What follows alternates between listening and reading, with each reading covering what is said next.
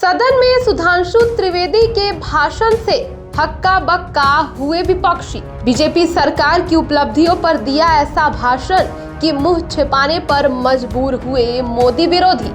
चुन चुन कर सभी को दिया ऐसा जवाब कि सवाल भी कम पड़ गए। देखिए कैसे सुधांशु त्रिवेदी ने पार्लियामेंट में दिया दमदार भाषण।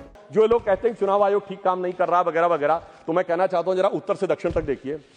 चुनाव आयोग कश्मीर में अच्छा काम करता है, पंजाब में अच्छा काम करता है, हिमाचल में अच्छा काम करता है, सर हरियाणा में गड़बड़ कर देता है, फिर उत्तराखंड में गड़बड़ कर देता है, राजस्थान में सर 2018 में सही काम करता है, 2023 में गड़बड़ कर देता है, फिर यूपी गड़बड़ करता है, बिहार गड़बड़ करता है, झारखंड ठीक कर देता है। क्या बताएं, मध्य प्रदेश में पहले तो अच्छा किया था, इस बार गड़बड़ कर देता है। छत्तीसगढ़ 18 में ठीक किया था, 23 में गड़बड़ कर देता है। गुजरात तो गड़बड़ करता है, बंगाल बहुत अच्छा कर देता है, फिर तेलंगाना अच्छा करता है सर, फिर तमिलनाडु अच्छा करता है, फिर कर्नाटक अच्छा करता है, केरल अच्छा करता है, असम में गड़बड़ कर देता है। मुझे लगता है कि देश की जनता को मूर्ख समझने का प्रयास नहीं करना चाहिए। ऊपर से अपनी सुविधा के अनुसार जो आप चयन करने का प्रयास करते हैं वो नहीं करना चाहिए। और मैं ये भी बताना चाहता हूं कि इन लोगों की जहां तक बात है, संवैधानिक संस्थाओं में किसका अपमान नहीं हुआ। राष्ट्रपति की ताकत इनके दौर में घटाई गई, कमिटेड जुडिशरी की बात इनके दौर में हुई, और तो और सर प्रधानमंत्री के ऊपर सुपर पीएम इनके जमाने में आके बैठा। भारत के इतिहास में इकलौता उदाहरण, जब दर्जा प्राप्त कैबिनेट मंत्री का दर्जा प्रधानमंत्री से राजनीतिक रूप से ऊपर था और विदेश से आने वाले लोग उनसे मिला करते थे, नेशनल एडवाइजरी काउंसिल का चेयरमैन, तो वो लोग आकर जब कैबिनेट का पर्चा फाड़ा गया वो तो एक अलग बात थी। अब मैं बताना चाहता हूं एक विषय और, कि विषय सिर्फ यहां एसआईआर नहीं है, विषय चुनाव आयोग नहीं है। देश की हर व्यवस्था के बारे में दुष्प्रचार करना है। इन्होंने रफाल के बारे में दुष्प्रचार किया। इन्होंने जाकर उस समय कहा, 20 जुलाई 2018 को लोकसभा में आके कहा कि फ्रांस के राष्ट्रपति से बात हुई और उन्होंने रफाल के लेकर आपत्ति दर्ज की। शाम तक फ्रांस की सरकार का खंडन आ गया। 2019 में इसी मुद्दे के ऊपर चौकीदार चोर कहने पे सर्वोच्च न्यायालय से माफी मांगनी पड़ी। अगर उसके बाद आप देखें, इन्होंने सर्जिकल स्ट्राइक पर सेना के बारे में दुष्प्रचार किया, बालाकोट में एयरफोर्स के बारे में दुष्प्रचार किया, और उसके बाद अगर आप देखें तो इन्होंने भारत की अर्थव्यवस्था को लेकर कहा, एचएएल के बारे में दुष्प्रचार किया। सर एचएएल के पास आज 81,000 करोड़ के ऑर्डर्स हैं। इन्होंने कहा एलआईसी बर्बाद हो गई। सर एलआईसी ने 31,000 करोड़ का ऑल टाइम हाई प्रॉफिट किया है। इन्होंने SBI, state bank of India के बारे में कहा, sir state bank of India ने प्राइवेट सरकार मिला के 77,000 करोड़ रुपए का प्रॉफिट किया है। इन्होंने कहा कोविड के बारे में दुष्प्रचार किया। उसके बाद इन्होंने राम मंदिर के मुहूर्त के बारे में किया। अर्थात मैं ये कहना चाहता हूं, इनका उद्देश्य कोई ना कोई बहाना ढूंढकर सरकार के विरुद्ध बिना बात के प्रचार करते रहना है। इसलिए मैं एक पंक्ति इनके लिए कहना चाहूंगा, वो पैरवी तो झूठ की करता चला गया। झूठ शब्द अगर गलत हो तो उसे असत्य से रिप्लेस कर दीजिएगा। तो वो पैरवी तो असत्य की करता चला गया, बस उसका चेहरा उतरता चला गया। और रंगत समझ में आई मगर आई देर से, कच्चा था बहुत रंग उतरता चला गया। अब मैं बताना चाहता हूं सर, बिहार का हाल का संपन्न चुनाव हुआ है। ये लोग वो हैं जो राजनीति का शॉर्टकट करते हैं, जातियों का कॉम्बिनेशन बनाओ, जैसे कभी गुजरात में खाम KHAM, फिर कभी हरियाणा में अजगर, तो कर्नाटक में अहिंदा, तो कभी यूपी बिहार में MY। तो एक जमाने में लालू प्रसाद यादव जी कहे थे कि बिहार में भूरा बाल साफ कर रहा हूं, 4 जातियों का नाम लेकर। मगर सर उनके पिताजी बेटे ने कहा, अरे काहे परेशान हो रहे हैं, बेटे ने तो सर काम ही खत्म कर दिया, उसने भूरा बाल नहीं पूरा बाल साफ करवा दिया, मुंडन करवा दिया। तो इसलिए मुझे लगता है उसको उसकी आवश्यकता ही नहीं है। और मैं अंत में सभापति महोदय कुछ सुझाव भी देना चाहता हूं। आज इलेक्शन जिस दौर में पहुंच गया है, टेक्नोलॉजी इस दौर में पहुंच गई है, AI का दुरुपयोग होने की संभावना अगले लोकसभा चुनाव तक बहुत हो जाएगी।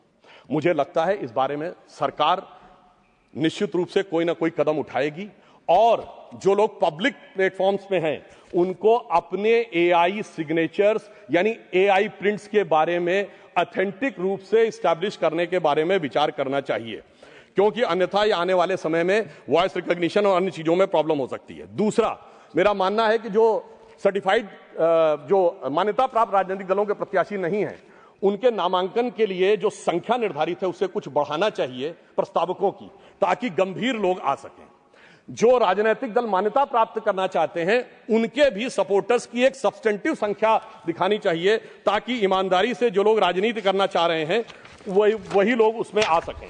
दूसरी बात मैं ये भी कहना चाहूंगा सर, जिस प्रकार के शब्दों का प्रयोग होता है राजनीति में उसे अवॉइड करने की कोशिश करनी चाहिए। अब कोई पार्टी कहती है वोट जिहाद, सर ये फर्रुखाबाद में 2024 में सपा की पार्टी के मंच से हुआ था। सर अभी चुनाव में, जुबली के चुनाव में, जुबली हिल्स के चुनाव में कांग्रेस मतलब मुसलमान, मुसलमान मतलब कांग्रेस, ये क्या है सर? मुझे लगता है इसके बारे में हम लोगों को सोच समझकर विचार करना चाहिए। और इसके अलावा कुछ शब्द ऐसे होते हैं जिनमें किंतु परंतु का स्कोप नहीं रहता है। जैसे उदाहरण के लिए अगर कोई यह कह रहा है कि मोदी जी की बोटी बोटी काट डालूंगा, और इसी बिहार के चुनाव में मोदी जी की माता जी को गाली दी गई, गालियों का अब शब्दकोश भी अवेलेबल है। कम से कम चुनाव सुधारों में अब इन चीजों से हम सबको दलगत भावना से ऊपर उठकर आना चाहिए, अन्यथा वो अराजकता की तरफ, भाषा की अराजकता से समाज में अराजकता की तरफ जा सकते हैं। और मैं एक और बात कहना चाहता हूं सर, जिस ढंग के चुनावी वादे किए जा रहे हैं, कोई कह रहा हर घर को सरकारी नौकरी दे देंगे, और 2024 में सर कांग्रेस ने कहा 8,500 खटाखट खटाखट खटाखट। तो मैं ये बताना चाहता हूं सर, 1 लाख रुपए हर परिवार को देने की बात कहते हैं। भारत की 145 करोड़ की जनसंख्या है सर, 1 मिनट में खत्म कर रहा हूं। उसमें कुल मिला के 31 करोड़ परिवार हैं, यानी 31 लाख करोड़ बांटेंगे, और भारत की रेवेन्यू रिसीव 2024 में 27 लाख करोड़ थी। इससे बात समझ में आ जाता है कि वो किस प्रकार से लोगों में भ्रम पैदा करने का प्रयास कर रहे हैं। पर अंत में मैं ये कहना चाहता हूं कि आप जिस प्रकार के लोगों को साथ में लेकर सोच रहे हैं कि आप चुनाव जीत जाएंगे, यह भविष्य में आपके लिए बहुत बड़ी चुनौती बनेगी। एक उदाहरण सर मैं अवश्य देना चाहूंगा। सिलहट का चुनाव हुआ था, भारत के इतिहास में इकलौता चुनाव जिसमें यह तय होना था विभाजन से पहले कि वो भारत में रहेगा कि बांग्लादेश में। वोटिंग होनी थी, और उस समय जोगेंद्रनाथ मंडल वहां के नेता थे, और उनकी जाति के लोग वहां अधिक थे। उन्होंने मुस्लिम लीग से समझौता कर लिया, वहां चले गए, और उसके बाद कोई जाके अक्टूबर 1950 में उनका वो पढ़ ले तो साफ समझ में आ जाता है कि जो कट्टरपंथी राजनीति के साथ रहकर बढ़ने का प्रयास करते हैं उनके साथ क्या होता है। और अंत में सभापति महोदय, मैं सिर्फ ये कहना चाहूंगा कि आप सब लोग इस विषय पे साथ आइए, वर्तमान के चक्कर में भविष्य को मत बिगाड़िए। अटल जी की कविता थी, भरी दोपहरी में अंधियारा, सूरज परछाई से हारा, वर्तमान के मोह पाश में आने वाला कल न भुलाएं, आओ मिलकर दिया जलाएं। और अंत में मैं एक और बात सर कहना चाहता हूं, एक पंक्ति, ये देश बदल रहा है।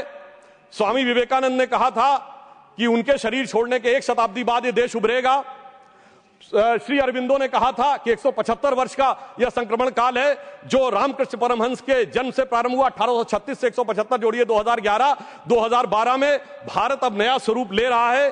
तो मैं ये कहते हुए अपनी विषय को समाप्त करता हूं सर कि जेन जी के युवाओं जागो, पुनः नया युग आया है, भारत मां की शक्ति जगी है, धर्म ध्वजा लहराया है, और भारत मां अंगड़ाई लेती, सुप्त चेतना जाग रही, ऋषि मुनियों की देवधरा फिर अपना रूप निहार रही। धन्यवाद।